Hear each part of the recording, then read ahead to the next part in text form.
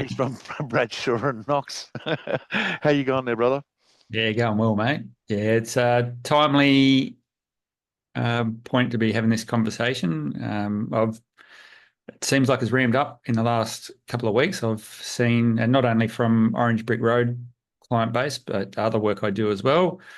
I unfortunately get the call when it's too late, It's too and late. and people are they're wanting to try and do recovery and things like that, and sometimes you got to give them the hard news that hey, it's we're just triaging what you got left now. So yeah, Yes. unfortunately, it's sometimes it's in a lot of cases it's too little, too late. So I think people really need to understand they've got to get ahead of this stuff before that happens. It's way too easy to sit there and say, "Yeah, I'll get around to it." The reality is, it doesn't actually take much to set this stuff up. You've just got to commit a day, and you can get it up and running. And I guarantee you'll sleep a lot better at night. Thing. I mean, paying a consultant 150, $300, hardware wallet, whatever, to Mm, set it up is time consuming and it costs a little bit of money, but the potential of losing money, it null and gates that. But you still have mm. human error doing silly stuff.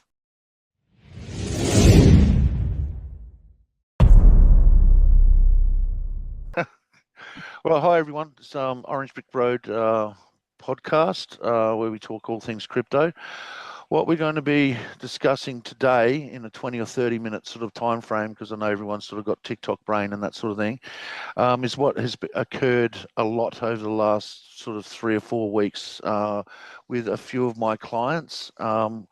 With Orange Brick Road, where they've had all of their crypto drained or been scammed or lost a lot of money basically.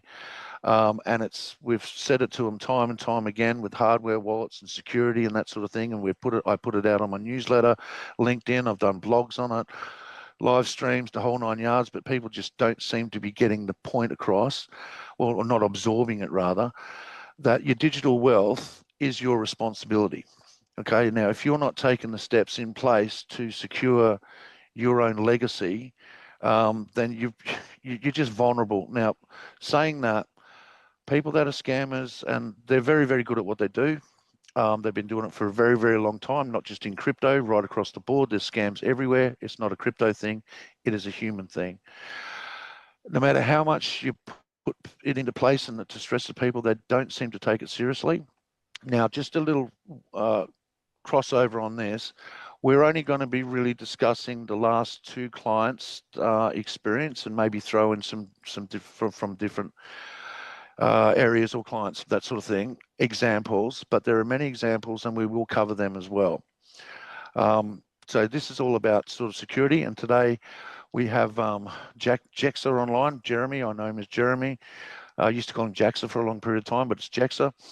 He's from Bradshaw Knox. How you going there, brother?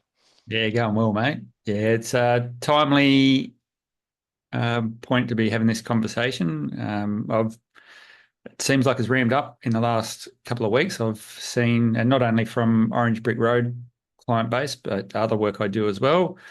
I unfortunately get the call when it's too late, It's too and late. and people are they're wanting to try and do recovery and things like that, and sometimes you got to give them the hard news that hey, it's we're just triaging what you got left now. So yeah, Yes. unfortunately, it's sometimes it's in a lot of cases it's too little, too late. So I think people really need to understand they've got to get ahead of this stuff before that happens.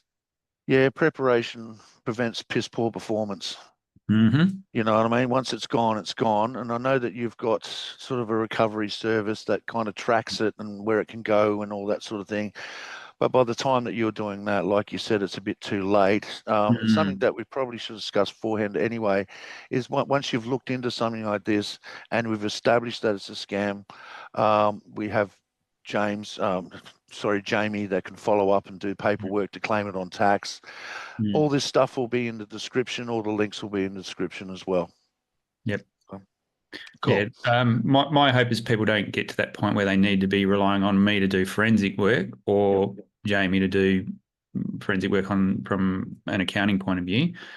You should be locking your stuff down beforehand. It's way too easy to sit there and say, yeah, I'll get around to it.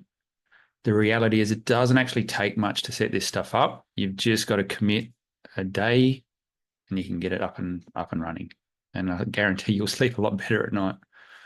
Yeah, 100%. And then once it is all set up and it's all nice and that sort of thing, I mean, paying a consultant 150, $300, hardware, wallet, whatever, to set it up is time consuming and it costs a little bit of money, but the potential of losing money, it negates that. But you still have human error doing silly stuff.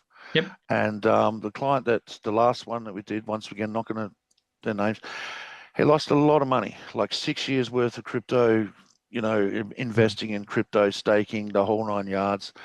He's one of my very first clients, and he even admits he should have known better. What he did was his fault, and it was dumb. But they were sort of, pressuring him, all this sort of thing. They're And masters at the psychology of human behavior, and they play on that, and they put you under pressure so most cases where people lose their funds, it's through what we call social engineering attacks. Yep.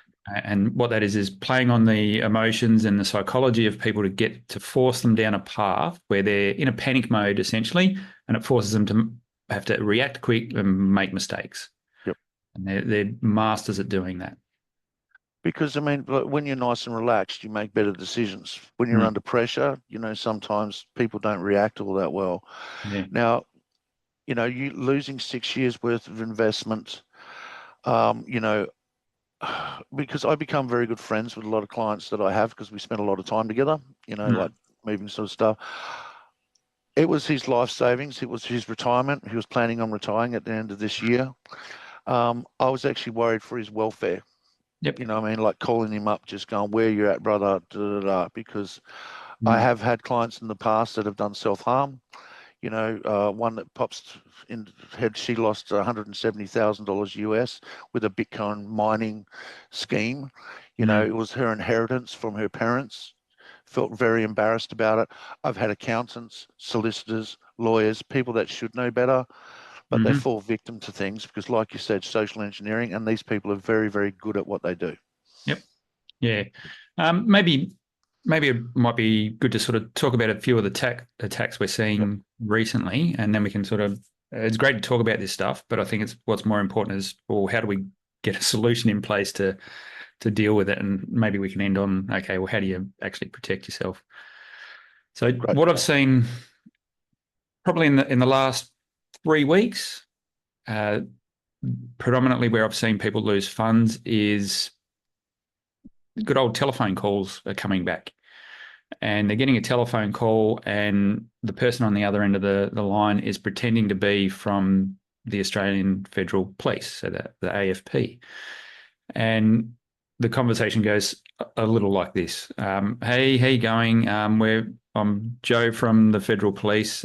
We've just noticed some suspicious activity. We know that you hold cryptocurrency. We can see that your funds are getting moved and we're trying to track these people. We need your assistance. And they legitimately think they're talking to a member of the Federal Police. And then they send them down a path where ultimately what they're trying to do is get them to give up their security keys. And they'll sort of tunnel them down a funnel to get them ultimately to a point where they're on a website and they're entering their seed words onto that website. That's one that we've seen play out a lot recently. Once again, social engineering, where you haven't received anything malicious. They've just coaxed you and nudged you down a path to do something that you wouldn't normally do. Most people think they wouldn't do that, but they're just masters at nudging you down that path. And before you know it, people are entering their seed words. So you've just got to be, anytime you get a phone call, you've got to have your guard up. You should never, ever, as a general rule, and I don't care whether it's someone pretending to be the AFP or an exchange. an exchange or your insurance wallet. company or bloody the water corporation or whoever, if someone calls you up and wants you to, and their first thing is, hey, before we can proceed, I just need you to give me a few details so I can confirm who you are. It's like, no, no, no, no. Doesn't Yep. work like that. You've called me. How about I'll call your call center back and then we'll talk. Until then, you don't get anything out of me. And that's good for filtering out scammers, but it's also good for getting rid of unwanted calls that you don't want to deal with at point in time. Sure. Sure. So, but yeah, you should never ever give out any of your personal details when you are on the receiving end of a call. You don't know who that is. All right, and just to verify, right across the spectrum of people that might be watching this or watch this later or whatever, Yeah. is your seed phrase is your 12 to 16 to 24 words that are for your wallet. Yeah. Anyone that asks you for that in any way, shape, or form can have your crypto. Yep. For Right. sure. Yep. So There's ways to prevent against that, but we'll yep. cover that. But yeah, ultimately, what you want to protect yourself from first and foremost is your own dumb self. We all can make mistakes. You've got to have things in place that make it hard for you to make those mistakes first and foremost. When we talk about me getting involved in recovery situations where there's not necessarily been a scam or something like that, but people have done silly things and locked themselves out of their wallets. That's a lot of the recovery stuff I do, is where they've done something dumb and then we've got to try and recover it from that point of view. They've lost passwords, seed phrases, passphrases, and that's a whole process. So number one, you've got to protect from the own stupid things you do or can do, and then we start protecting against external threats, like the social engineering, and we put in as many layers as we can. And I'll go through a graphic of something we call defense in depth. So in IT security or in national security, they talk about a thing called defense in depth, and that's layering of security models to building up. Think of like an onion where you've got multiple layers. You start at the core and you just keep layering on more security and more security. So we'll have a look at that, how that works for crypto later on. So the other thing I see a lot of is impersonation. Mm-hmm. So that AFP one was a form of impersonation as well, but that was more telephone. We see it on Telegram a lot. I see a lot of people get rinsed because they think they're talking to someone who is help desk or something like that. There is no help desk in crypto. Okay, if someone's calling you up and saying they're from the help desk, I don't care how legitimate they look, chances are they're not. And the problem with Telegram is anyone can use the same account name as me. So they can grab my profile picture, they can use my account name. There's ways to tell that it's a false account, but on a quick glance, and especially if you're not familiar with how to tell it, it looks like it's me contacting someone, and it's not. They've basically got a doppelganger of my account. And that's where I've seen a lot of people get rinsed recently, is they go into a Telegram chat, could be a legitimate chat, and they say, oh, look, I've got a bit of a problem, something's not working. And instantly there's scammers that literally just watch the feed of messages going through a Telegram chat.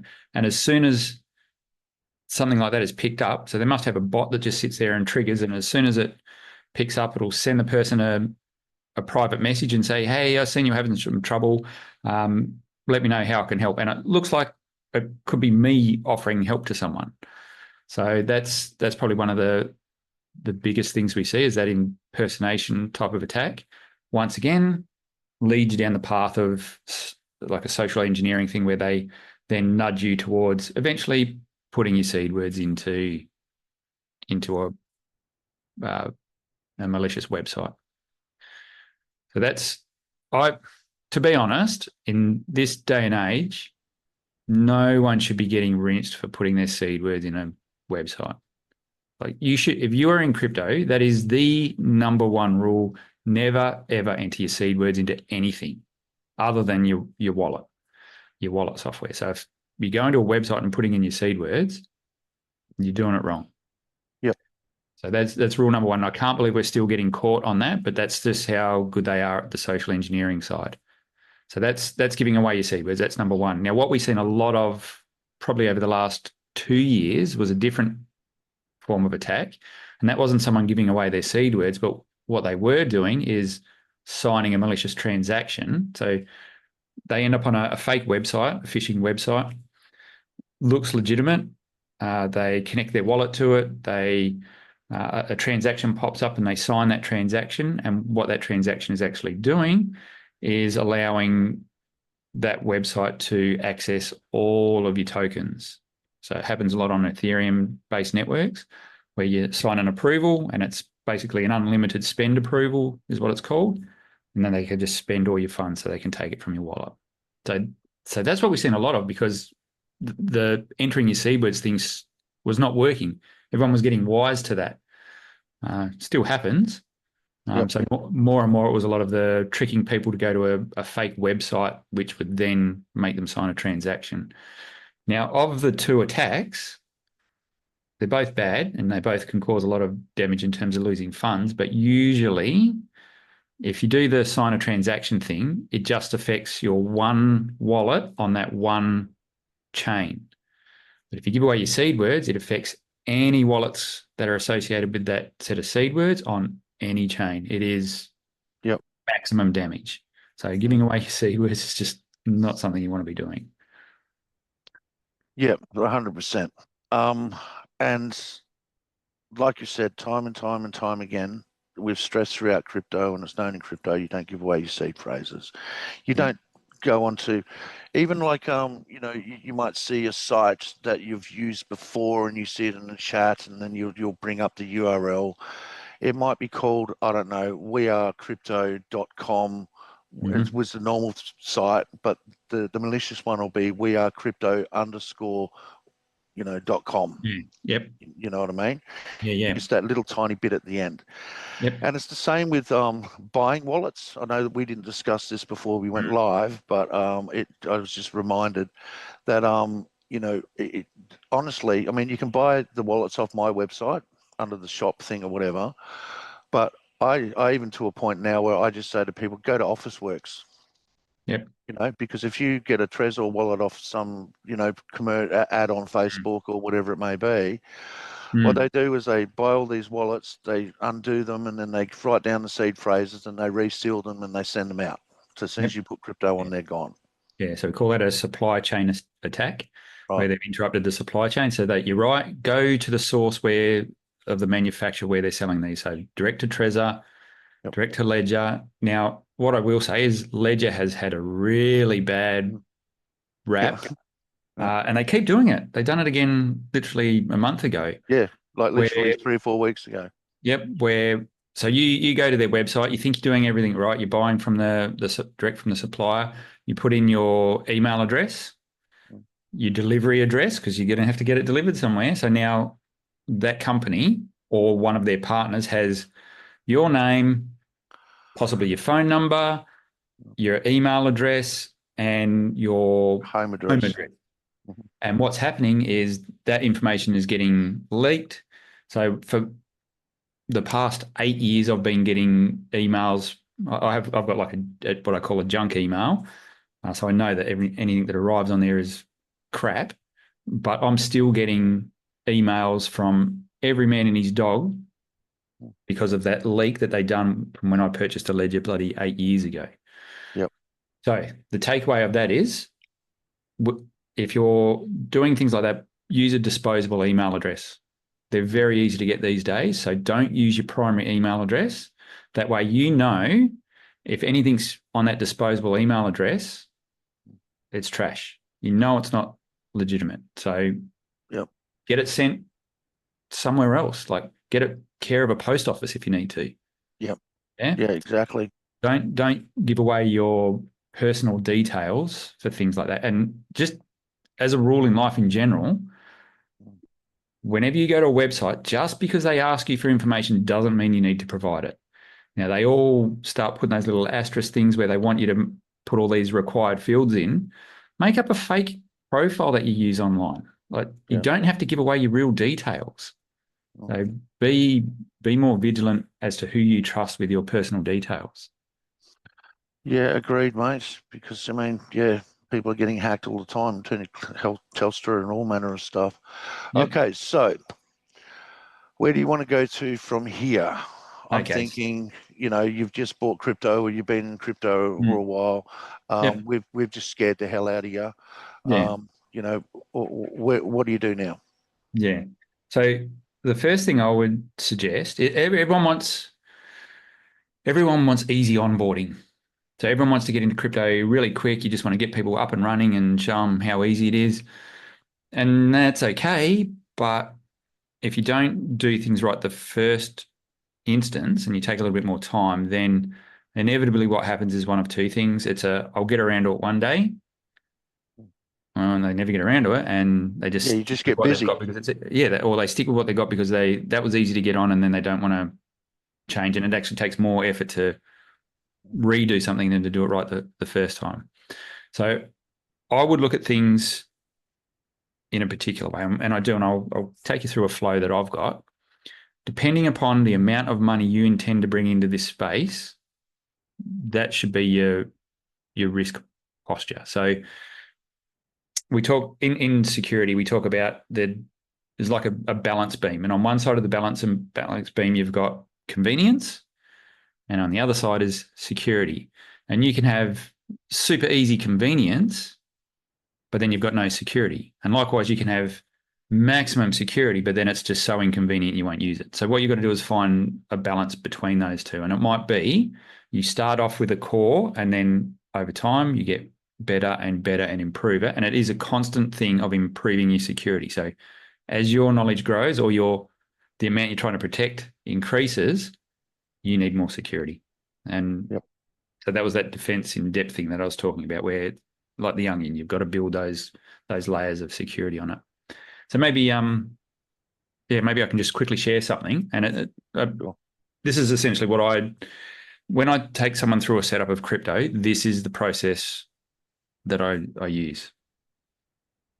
Let me just share a screen. You can see that screen, can Yeah, you? mate. Is that up on the? I'm not seeing it on my end. That's all. As long as it's Okay. up. Yeah, it's up. Cool, cool. So, I'm just going to have to turn a little bit off camera to do this. So what we're looking at here looks a little bit confusing, but this is all the layers that I put in place when I'm setting someone up in crypto. And you can see each one of these boxes is the defense in depth, so the layered security. So we every time we add a little bit more security, it builds out this extra layer. And as you can see, as we go up in value, we build out a little bit more what we're doing. Okay, we're putting in more than 50K. Okay, we need to up our security. And ultimately what we're doing is building a base. So we start off with the bare minimum back here, and then we build into a base where it grows with us. Now, some of this stuff, maybe what I might quickly do is just run through each one of these components, and then I can talk about some of the more advanced stuff. So once we've got a little bit of a base there. Sure. So what it starts off with is an environment. So this is a web browser. So have a separate web browser for your crypto. Don't use your main daily driver web browser. Use a secure one like Brave. Ideally on a separate crypto computer, but hey, if you're not there yet, at least a separate browser that is isolated from everything else. Yeah, because once again, not to interrupt, but Yep. because that's what we do with our clients too. Is like you've got a laptop or a computer that's only used for crypto. The end. Yep. You know. Yeah. It should be harder for you to, like, I'm not going to lie, it's an inconvenience to have to go to a different computer and do things, and maybe you've got a link on the other computer you need. And look, it's a pain in the ass, but it's that separation that you need if you want to protect your stuff. Yep. That's that convenience and security balance beam. Okay, next thing, bare minimum in crypto is a secure email that you use just for crypto related things like exchange accounts. That's probably like you would just use it for those accounts that you want to keep very secure. That way, if you go and buy a hardware wallet and you've used a different email, it's totally different from the one that's on all your exchange accounts. So they can't know that bit of information. So bare minimum. So would that include for your email to not subscribe to certain crypto newsletters or Yep. have anything like that? Yep. As soon as you sign up for an exchange, if you're going through the login flow or the create an account flow for an exchange, if there's anything that says subscribe to marketing emails, get rid of it. As soon as if you receive a marketing email after you've signed Yeah, up, get rid of it. unsubscribe straight away. Like, just keep it clean. That you should not have any noise on that account. So the next thing, okay, well, if we're going to set up exchange accounts, you damn well want to have 2FA on it. So we all should be pretty familiar with this now. So when you go to an exchange, you put in a username and a password. Then we need this second factor authentication, which is a PIN code from an application on our phone. So if someone manages to get your email address and their password and they're remote, they don't have your phone in front of them with this special PIN code. Most Okay? exchanges have that as a requirement. They're getting better. Yeah, they are Yeah, getting they better. are getting better. They used to be terrible. Yep. But it's something that you should insist on anyway. Yeah, and I'm not just talking about exchange accounts. This should be part of your daily life. Wherever Yep. you can enable 2FA, enable it. Bank accounts, whatever it may be. Yep. Bank accounts are the weakest. It's Yeah, I know. Yes, I know, brother. they're slowly getting better as well. Okay, so now we've got like good email, good 2FA. We've got our exchange account secured. Okay, then we've got to have our seed phrases. And seed phrases, what's the one rule with seed phrases? Don't store it anywhere. Yeah, exactly. Don't store it digitally. Yep. It should be an offline item. That's a whole other thing I go into in my security courses is what I call the two worlds approach. You've got an online world and an offline world, and think of it like a big barrier between those two worlds. One item, if you've got an online piece of information, it should never be stored with the offline information. Yep. Likewise, if you've got offline information, it should never be stored with the digital information. So you keep a hard barrier between that. Yeah, so my seed phrase, for example, I have it written down and it's in a secure spot. I also have it at a very close friend's place in a safe. It's not in order, and I've put actually extra words in there that were only words that I know. So even if someone was to see that, they wouldn't know what to do with it. And Yep. I've also put it down in a story. Yep. Yeah. And so you can do all of that, but if someone goes rogue on you, you've still got an issue. But there's ways, and we'll talk about that as we keep going through this. There's ways to deal with that. Yep. Okay. So we've got to build those layers. You should be able to have confidence that you can give a friend some seed words and know that even if they do go rogue, they can't do damage. Yeah, that's right. That's why you're adding other words and swapping them over. Yeah, And all that sort of whatever stuff. works for you. Yep. As long as you've got a system, I think there's probably cleaner ways. But as long Sure. as it works, there's not a silver bullet or a one size fits all. You do what works for you. Everyone's circumstances are different. So seed phrases, yep, we keep them offline, and this core here, that is the bare minimum. If you are getting into crypto, that is the bare minimum you should do. Yeah, and how much of a headache is that? That's not a headache at all. That No. is literally Yeah. 45 minutes work. Yep. If you've got someone helping you, that's 45 minutes work. You bang it out and you'll know that it's safe and secure. Sure. So then we get to this sort of fork in the road. If you're only going to put in a small amount of money, you might be able to get away with using just a software wallet. Mhm. Now, I don't think it's great. And I'll tell you why I don't think it's great, is to use a software wallet, you generate these seed words on the actual software. So Yep. by virtue of doing that, they've been digitally revealed at some point. So for me, they're compromised because they've broken that barrier between my offline world and my online world.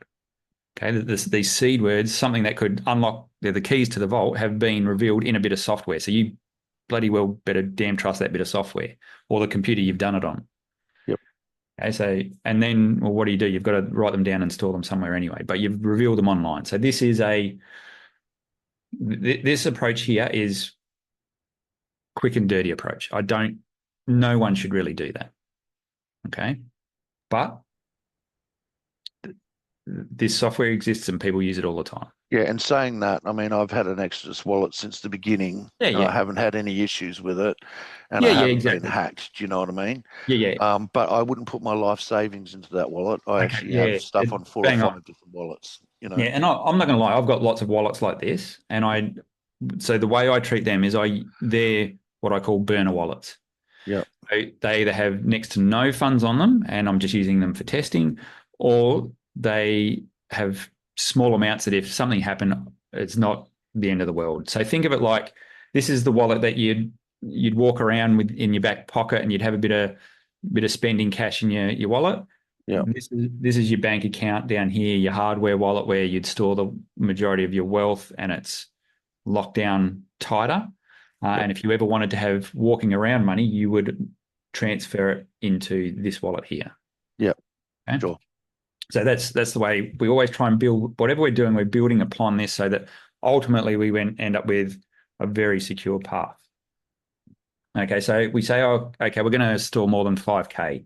All right, you should get a hardware wallet. These days, they're cheap as chips. You can, $120 type of thing, aren't yeah, Trezor has, they've done a phenomenal job on their latest devices, and I'll explain why in a minute. But their base device, it's not as easy to use as their flagship, but in they? terms of the security of it and the features of it, exact same features.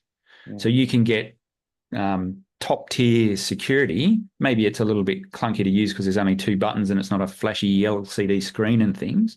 But under the hood, it has all the secure elements that the flagship product does.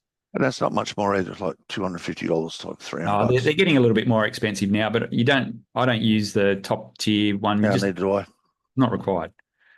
The model I use is, well, I've had it since I first got into crypto, and it's still serving me well. But there's one key change they made, which was significant.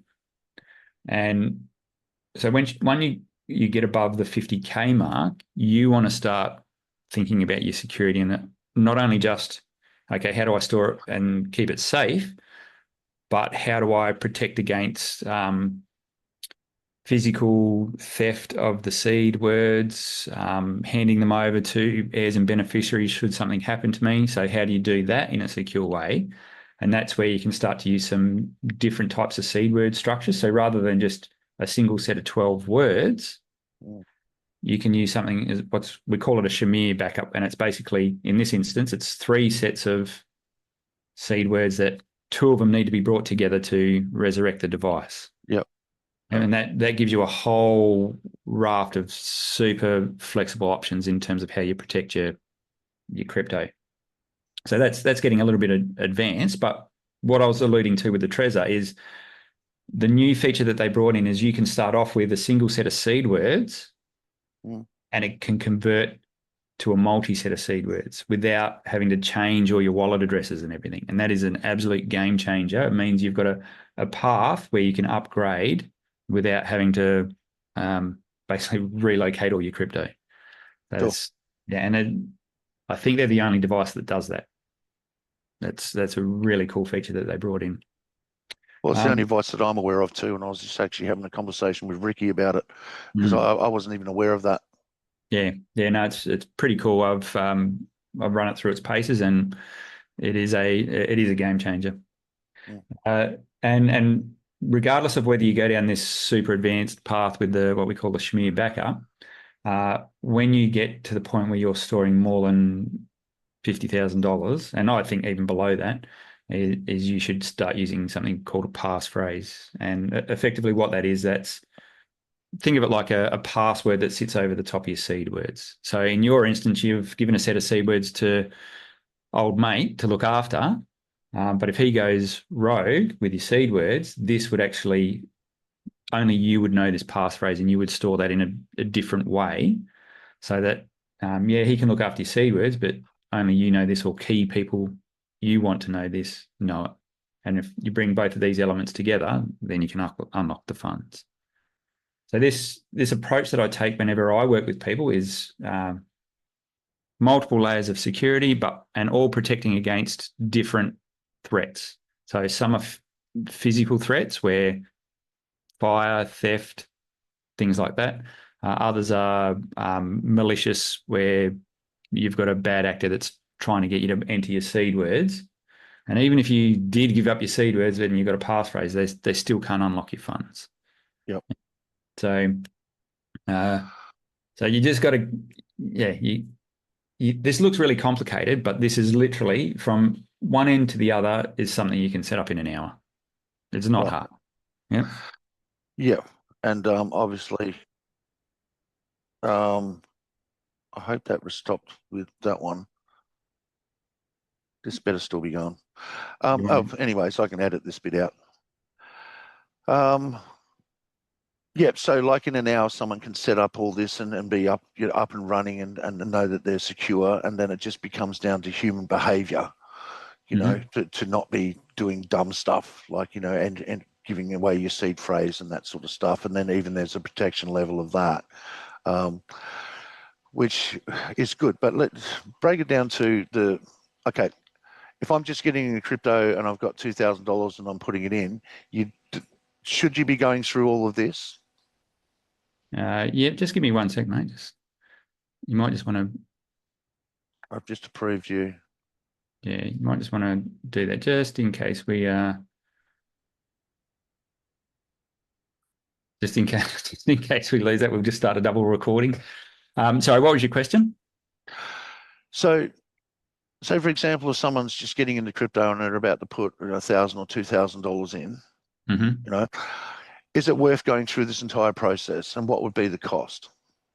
Yeah, so there's a few different ways you can do that. If I think if you are serious about getting this right, you should invest a bit of time and a bit of money to have someone walk you through this. And you could do it yourself. You could figure it out yourself, no doubt. Yep. It might take you weeks to work your way through that, whereas this can be done in hours, and you know that you're safe and secure. So my advice is, if you're going to get in this and you're planning on doing it with any sort of decent amount of money, you should spend the money on a hardware wallet and a little bit of advice to set it up correctly as the bare minimum. Yeah, because the sake of the $300 to $500, whatever it may be, the hour with you, 150 or whatever it may be, the $150, $200 for the actual hardware wallet, to then, it doesn't matter if you're putting $2,000 in and then you pile another $200,000 in, or you put a $2 million, or however you scale, you're still good, Yeah, this is like that foundation layer of get it right. Now, you can go off and do it in different ways, but eventually you'll go on this big arc where as your experience grows and your the amount you're storing in there grows, you'll go on this big arc where you end up basically where you should have been at the beginning, but it's taken you 2 years to get there, and you've always had an uneasy feeling in your mind because okay, I'm not 100% about this, but I'm happy just to wing it. If you're going to get into this space, don't cheap out on getting the setup right to begin with, because I can tell you now, of all the phone conversations I've had where people have lost their funds, if they could rewind the clock, they gladly would. Yeah, 100%. Do you want to stop screen sharing? Yeah, sure, mate. Yeah. Just so we can see your pretty face a bit more, mate. Yeah. Yeah, well, see, that's the point. I mean, if like you're not going to give out your your digits to how you get into your bank account on an ATM. You're not going to make that public. You're not going to make it even vulnerable, Now, we might talk about someone, okay, look, they've just been hacked and they've been done for 10 grand. Okay, it might be 10 grand now, but what is it going to be at the top of a bull market? Yeah. You know what I mean? You might go, okay, I'm only putting 2 or 3 grand in at the moment. That could be $7,000, $8,000, $9,000, $12,000 in 2-3 years' time. Yeah. So it is about perspective, and it's an hour or two, people, and then also the education behind how to spot a scam, knowing that, Mm. the whole 9 yards. It's just, Yeah. I can't stress enough because it actually breaks my heart. It Mm. really does. Because this is where I'm at, and I don't know if it's your experience as well, is that you get a lot of people, well, people in crypto make a lot of money or they lose a lot of money. Mm. And there doesn't seem to be a lot of middle ground. Mm. You know what I mean? Yep. And that might be just, and it's purely through education. It's even like, when to be taking profits, when should I do what Yep. secure stuff, whole 9 yards. So were you going to say something? Yeah. You talked about the two ends of the spectrum. There are people that make money and people that don't. Don't let your lack of having good security be the reason you don't make money. That's Yeah, something in sure. your control. There's other things. There's a whole world of stuff that's Yeah. out of your control. This is in your control. Yeah. This is something you So, can actually do something so about. lock it in. Yeah, it's crazy. Now, I, sorry, where you go? I was just going to say that the way conversations go when it's too late is Mm. I'll get a call and it turns into more of a therapy session than Yeah, it it's is a counselling session.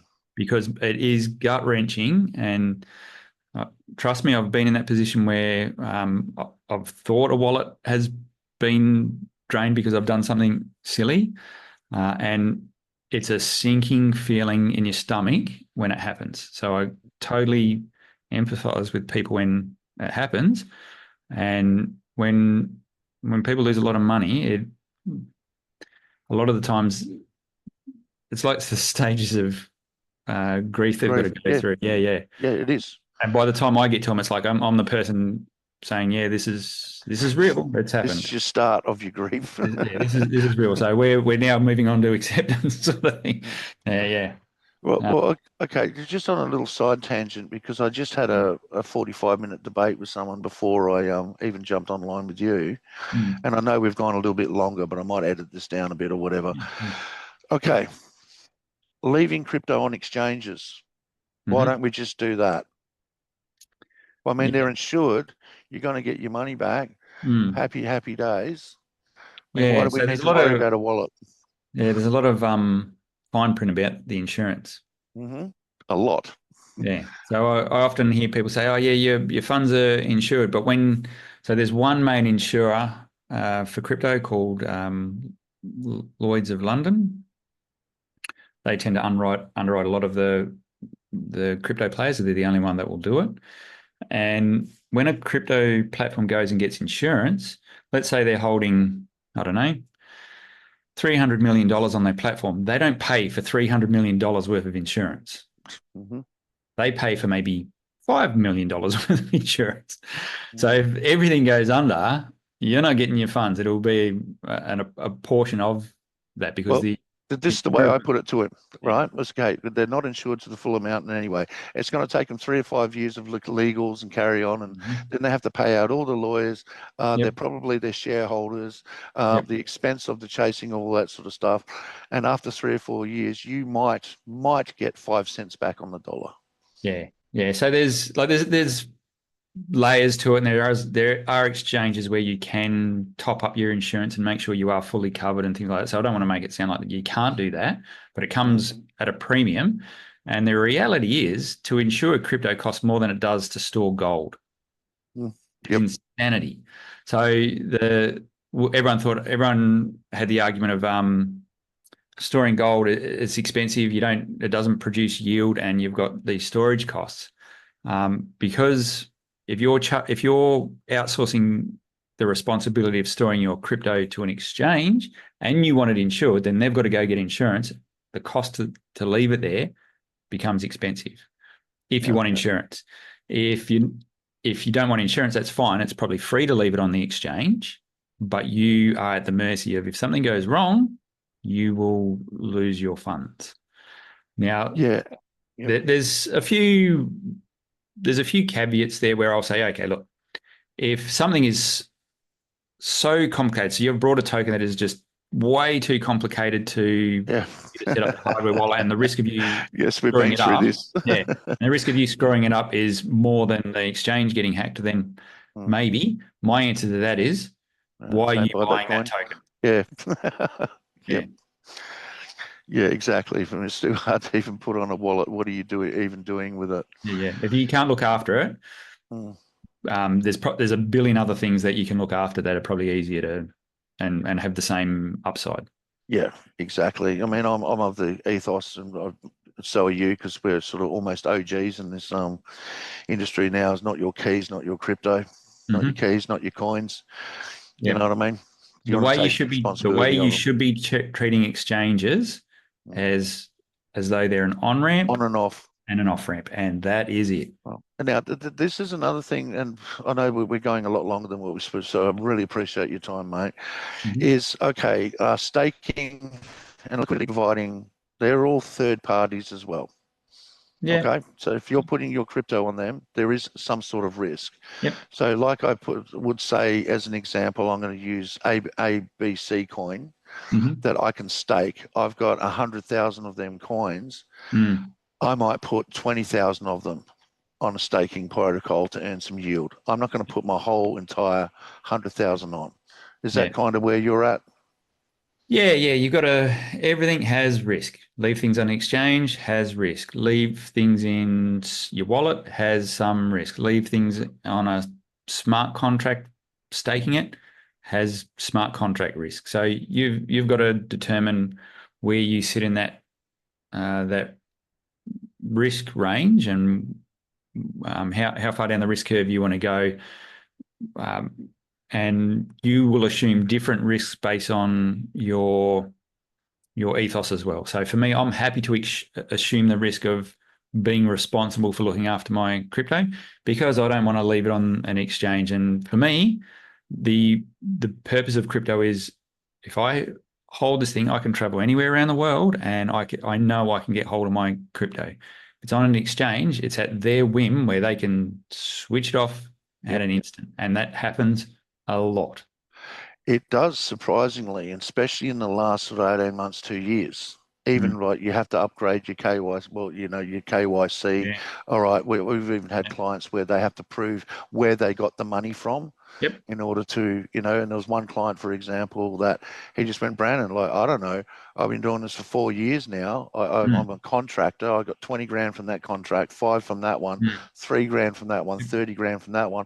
I used 8 grand out of that one, 2 grand, and he Mm. had to produce all of them records Proof of in order earnings. Yep. for him Mm. in order for him to even withdraw his crypto off the exchange. Yep. That's I've, just I've phenomenal. probably got a fair idea what exchange it was. Um, Yes, but I'm they sure. all, and what you've got to understand is that some of it is the fault of the exchange. A lot of it is they've they've got other bodies that they're responsible to from a regulatory point of view, and the rules can change underneath them. Yeah, Now, I've got some exchanges that seem to do it really well, and then I've got others where their compliance department is just through the roof, and they don't want to accept any risk, so therefore they're pushing it down onto you, and the only way they can push that risk down onto you is make you provide more information.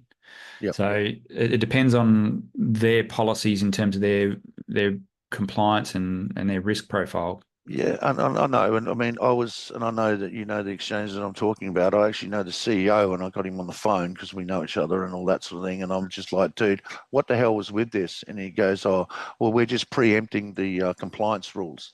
And I'm like, Mm, so it's not even law or rules yet. And he's like, no, but we want to be the market leaders to be mm. preempting it.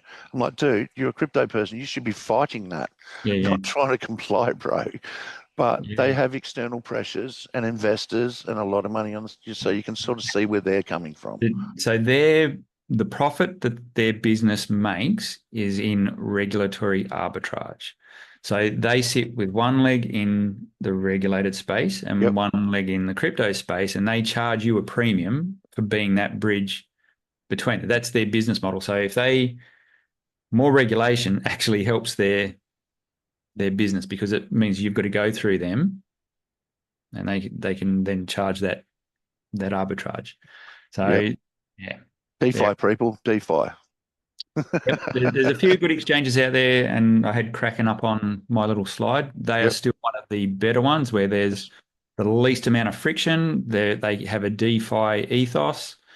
So the CEO's core there is from crypto native and they try to stay as in line with that as much as they can, but they're still bound by rules. Yeah. So find an exchange that aligns more with the crypto ethos, but allows you to on ramp through them rather than an exchange that's just their pure profit driven, Mm. and the crypto thing is just their profit base. Well, I imagine, not speaking out of turn or anything like that, is that you're on more than one exchange. You know, uh, Um, I yeah, am like I have personally. more one exchange, but primarily, if I find someone that I can trust Mm. and they're good and they're low friction, I'm happy to support them. But you Yep. do need multiple paths just in case something goes sideways for sure. Yeah. So over the years, we've collected different exchanges, especially back in the day where certain exchanges would list coins before others. So you Yep. jump on there, you sign up. Not so much nowadays. They pretty much work in union. Yeah. I prefer CoinStash. We also use a brokering service, Uptrade and Mm-hmm. Stormrake, depending on the people, that sort of stuff. But it's all about a preference, and it is about ease. Yeah. If there's more friction, I'm just like, I don't need it in my Mm. life. I've got enough going on. You Yeah. know. Yeah. Yep. Yeah. All right. What I might do is flick to this, just as we tail this off. Screen three, da da da. Of course, that's number three. I've got three screens. Mm-hmm. All right. Now I'm trying to work out screen three. Cool. Happy days. See the screen all right? Nope. Ah, yes. Yes, I can. Beautiful. Okay, orangebrickroad.com.au. Under our services tab, you can either click on that, it takes you to the front end, but they've got different ones that we've got. One is this is courses. So if you want to do a course, security course, so that's online, right? Yeah, so that one's sort of the do-it-yourself Mm-hmm. style, and that takes you through that model that I've just spoken about with where I showed you all the layers. Plus, there's a whole bunch of other stuff if you just want to learn more about crypto in general. So if you just want to work your way through that, have at it. That's like a self-service thing. The white glove one it's all that information, but it's my time for up to 5 hours where we can just get you set up correctly. And then if you've got general questions about how you do things, there's plenty of time there where we don't have to rush. We can work through the process and set up multiple exchanges and do Yeah. whatever. Once we get the base stuff in place, if there's hours left over, use the hours and do whatever you want. Happy to sit there and just talk about general crypto stuff, or if you've got specific things you want to do, happy to walk you through those. So that time is yours to get set up correctly, get up to speed on everything that's going on, and yeah, you've got support there if you need it. Yeah, beautiful. And that's the thing. I mean, um, I get approached by people all the time to do cross deals with. You'll see that we do a lot of work with different stuff, but I Mhm. have to know these people and I know them for a long period of time and get to trust them a lot and then see their experience. So I'm not shilling you, but I am shilling you. Like what you do is really, really good. But you also cover, okay, like if you have been scammed, Mhm. you've got your train recovery, and also you work with Jamie for the taxation side of things as well. Yeah, I mean that's the call I Just don't going want to through. get, but that's there if it's needed where something's gone a little bit awry and you need that assistance. Then happy to help out where we can on that front. So the two So ends if I you, like to deal with is the beginning bit where we get you set up correctly, and then the bit you're probably going to talk about in a minute, which is okay. Well, how do you structure this so that you can hand it over to your heirs and beneficiaries, yes, and yep, what's your sort of um, your plan for passing these things on, or if something goes sideways, uh, what's your what we call an ICE plan in case of emergency plan, yeah, I call it the dead man switch. the dead man switch. Yeah. Yeah, cool. So once again, that's on estate planning. You'll Yeah, so see that that yeah, here. yeah, so You that's know, just and everything that I showed you on that other slide with the layering of the security that dovetails into the estate planning side of things, and all the stuff that we set up there is that puts you in good stead to build out what we call your ICE plan. So detail all the important people and the important things in your life that need to come together. And yeah, they lock in so that all the work you do in the beginning flows down into the estate planning side of things. So if God forbid something had happened to you, you know, life ends or you end up on a vending machine and you can't talk or whatever, you can stipulate where you want your assets to go, you know, and you can even put in, don't pay my ex-wife because I hate her, but give it all to my friend, you know, So or your children or whatever it may yeah, be. so it's not a, let me be very clear, it's not a will. What Right. it is, it's about how everything in crypto is not about ownership, it's about control. So if you have the seed words, you have control of that crypto. So the estate planning is, okay, well, how do we hand over control to the right people? Now, I Right. don't care what happens in the legal world, that's for lawyers and probate and whatever to sort out. But what I do care about is who's got control of those assets if you don't have the control of them. Yeah, exactly. I mean, you're no longer around to either talk for yourself or whatever. At least, you know, your children or whatever have access to your crypto or whoever else you allocate it to. Correct. All right. So hardware wallets, Number one. you know, if you don't know what you're doing or you need a hand, all the links will be in the description or visit orangebrickroad.com.au and away you go. Yep. And really can't stress this enough to people that this is, and I think you've covered it very well as well, you know, that the important part is protecting yourself going forward, you know. Then, I don't know, subscribe to my newsletter. I've got a newsletter on LinkedIn. Also, you can do it on where you get sent to your inbox, that sort of stuff. I'm on all social medias, constantly putting stuff out. Is you know, just be aware. I mean, that I've just done, like I think I said at the start, a blog and a whole newsletter on the different ways of people contacting you, whether social engineering, through dating sites, through Facebook, whatever it may be. If people are contacting you, it's a problem. Yep. Right? If someone rings you from Orange Brick Road or contacts you from Orange Brick Road, I don't do that. People contact me. No, you are not going to be contacting people randomly. Exchanges don't do it. Wallets don't do it. Bitcoin miners don't do it. You know, and if you're on a dating site, and as an example, one client that we had was they were backwards and forwards on a dating site with a lovely lady that looked beautiful, that sort of thing, and backwards and forwards, and then they were going to fly over to meet, but she needed the money for the flights. And then she got delayed, and then she had to stay in a hotel for a while so she can get her passport renewed. Had to pay for the passport. Long story short, that person we ended up tracking down through some other people or whatever ended up being a male guy in Nigeria. Yeah. You know. Yep. Okay. Just one thing I didn't speak about before, but people seem to get caught up in this a lot. And they call it a pig butchering attack, and it's Yes. a gross way to describe it. But essentially, what they do is they get people to sign up to a trading platform. Looks legit, sort of.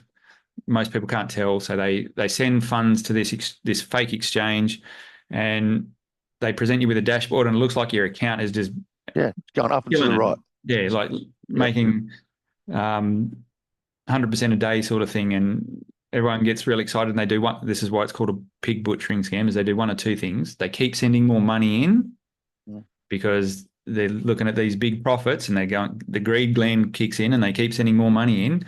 And then when it comes time to get the money out, it goes along the lines of, oh yeah, look, before we can release it, you need to send us $2,000 for whatever reason they give. And at that point, you really know, okay, well, either I'm going to, and this is the final phase where they're just trying to squeeze that little bit more juice out of the lemon before you realize that you're not getting your money back. Yeah, exactly. I mean, you have to pay for the trading fees, or you have to pay for the tax up front, or whatever it may be. That's not how crypto works. That's exactly right. Yep. And it's that point when people realize that, okay, I'm clearly not getting my funds back out. But saying that, I know we're going way too, and I really appreciate your time, is they'll start off on $2,000. And then all of a sudden it's now $6,500 in your thing. And you think, oh, okay, I'll put another 5 in. Oh, now it's gone up to this. All right, I'll put another 10 grand in. I've even had a client that got a mortgage on their second home, but they'd been with them for a year and a half. Yep. You know what I mean? Slowly built up to Yep. that point, you know? Yep. They'll drag it out as long as they can. And trying to explain them with the whole Bitcoin mining, we're doing it on your behalf and putting Bitcoin into the mining thing is like, okay, look, you've had 1,000% return over the last 12 months. Bitcoin's down 60%. You know what I mean? How are you up 1,000%? You know what I mean? It doesn't work, mate, no matter how much they mine, you know? Yeah. But like I've said, if you feel silly that you have been scammed, contact us, myself or Jexxa. Like I said, we've had accountants, financial planners, lawyers. You know, it doesn't matter where you're at, nurses, farmers. It doesn't matter where you're at. These people are very good at what they do. If you feel like you are being scammed, contact us because we can maybe work on your behalf to try to retrieve some of that money. We have done that a couple of times in the past. Because what would be your success rate of retrieving scammed crypto? Zero? If someone's given away their seed words, no hope. Yep. Next to no hope. If someone's made a mistake, then we've got options. Yeah, and I couldn't give you an exact percent of how successful it is, but I've been, whether it's lucky or what, but we do have a pretty good track record of where we've been able to recover things, and sometimes it's taken me 4 months, but we keep banging away at it, and we get there. So, and I think one of the main things is a lot of people too, or I've found too, is they just want to know, is this real or is it not? If you're on the fence and you're 50-50, not shilling, contact us. Yep. You know what I mean? And we'll look at it within 5 minutes and just go, that's not real. Yes, that is real. One of the big shifts that you really need to be on top of your game with, AI has changed the game. People can fake voices, videos, websites, everything now, and it looks close to being legit. So you need to, in terms of the social engineering aspect, you need to have your BS radar up at all times. That's where we're at. I remember when I first started, we'll just do another 5 minutes. And when I first started, basically there was things like, you know, Ziggy Forrest has just invested in this thing. It's all on Facebook, et cetera. Dick Smith was another one. They would use celebrities, you know, they've just endorsed this mining Bitcoin thing. Lately, they've been using Elon Musk, you know, et cetera, et cetera, et cetera.